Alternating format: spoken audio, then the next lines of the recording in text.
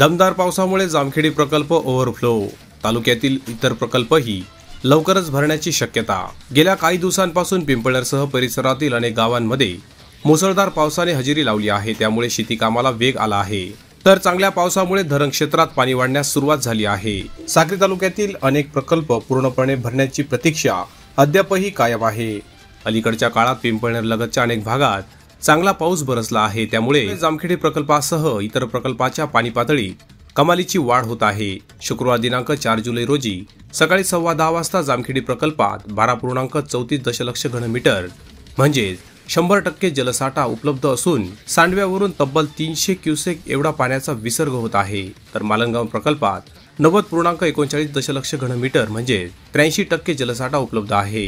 गेल्या वर्षी 3 ऑगस्ट 2024 रोजी पिंपळनेरचे लाठीपाडा धरण पूर्ण क्षमतेने भरले होते, मात्र यंदा महिनाभरापूर्वीच म्हणजे 4 जुलैपर्यंत पांझरा प्रकल्पात तब्बल 26.90 दशलक्ष घनमीटर असे तब्बल 75% पाणी साचले आहे। त्यामुळे अवघ्या काही दिवसातच हे धरण पूर्ण क्षमतेने भरण्याचे चिन्हे दिसत आहेत।